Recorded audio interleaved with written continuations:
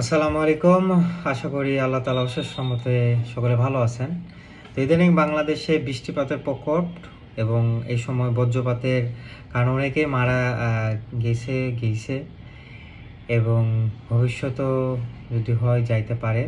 তো আমাদের কিছু সচেতনতা রাখতে হবে, এতে করে যতটুকু সম্ভব আমরা এই দুর্ঘটনা এড়াতে পারি। তো প্রথমত বজ্রপাত বা থান্ডারবোল্ট এটা সাধারণত একটা প্রাকৃতিক ঘটনা।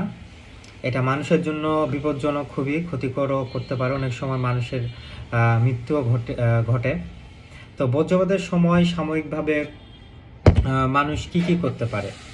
মানুষ সাধারণত বজ্রপাতের সময় কি করবে? দ্রুত নিরাপদ স্থানে যাওয়া।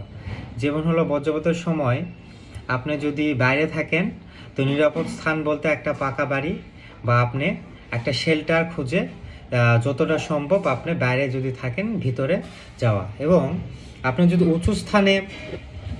যদি কখনো উঁচু স্থান বা খোলা জায়গায় থাকেন তাহলে কিন্তু ওখানে এড়িয়ে চলবেন, কারণ সাধারণত উঁচু স্থানেই কিন্তু এই বজ্রপাতটা পড়ে। যেমন হলো মাঠ, তার নদীর পাহাড়, উঁচু গাছের নিচে কখনোই দাঁড়াবেন না। এতে করে কিন্তু আপনার এই বজ্রপাতের সম্মুখীন হতে পারেন, কারণ বজ্রপাত সাধারণত উঁচু স্থানে ঘটে।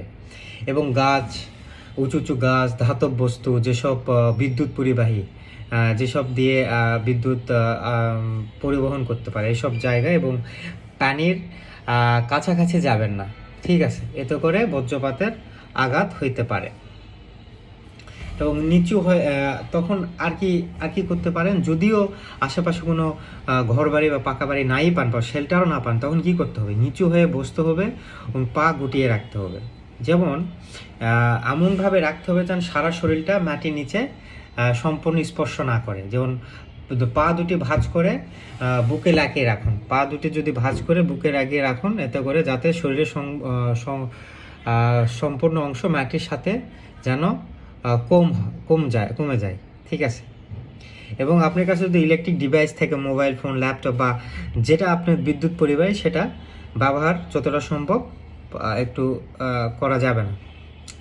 এগুলো হলো আমাদের সেফটি জোন। কি করতে হবে আবার রিক্যাপ করি, যে বজ্রপাত বা বৃষ্টির সময় যদি বজ্রপাত হয়, যদি আপনি খোলা স্থানে থাকেন, যতটা সম্ভব একটা শেল্টার পাকা ঘর এগুলো জাতীয়তে আপনি আশ্রয় নিতে হবে। যদি নাই হয় তাহলে ওখানেই আপনি নিচু হয়ে বসে দু পা ভাঁজ করে বুকটা রাখবেন, যেন সম্পূর্ণ অংশটা যেন মাটিতে না পড়ে। এবং আপনি গাছ বা উঁচু মাটিতে বা এখানে কখনোই আপনি আশ্রয় নেবেন না। কারণ হলে যে উঁচু স্থান, গাছ, ধাতব বস্তু এসবের উপরই কিন্তু এই বজ্রপাতটা কিন্তু পড়ে। এবং আপনার কাছে যদি কখনো এই ডিভাইস থাকে, ইলেকট্রিক ডিভাইস, ওটা যতটা সম্ভব ব্যবহার করা থেকে বিরত রাখতে হবে। ঠিক আছে, এটাই হলো আমাদের যে সেফটি। আর হলো আমরা প্রতিরোধের জন্য কি করতে হবে? ফার্স্ট অফ অল, প্রতিরোধের জন্য আমরা বজ্র নিরোধক যে লাইটিং আরিস্টোর আমরা স্থাপন করতে পারি। বাড়ি, অফিসে বা বজ্র নিরোধক বড় স্থাপন করব, যেখানে আমাদের যদিও বজ্রপাত পড়ে সেটা মাটির দিয়ে যেন চলে যায়। ঠিক আছে।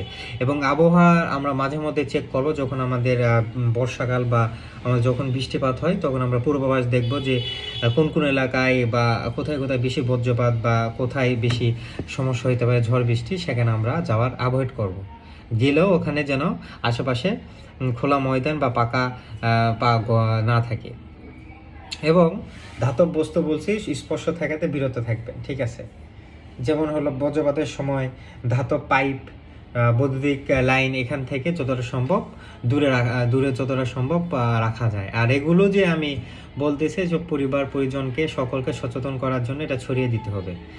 আর কোনো কারণে যদি আশেপাশে দেখা যাচ্ছে যে কেউ বজ্রপাতে আক্রান্ত হয়েছে, তো সাথে সাথে তাকে হসপিটালে নিয়ে যাইতে হবে। আর আপনি যদি পালস বা নার্ভ দেখেন এখানে যদি অ্যাবসেন্ট থাকে, তাহলে অবশ্যই আপনি যদি পারেন সিপিআর যদি দিবেন। যদি না হয় দ্রুত কোনো উপজেলা স্বাস্থ্য কমপ্লেক্স বা জেলা লেভেলে হাসপাতালে আপনি নিকটস্থ নিয়ে যাইতে হবে যতটা সম্ভব।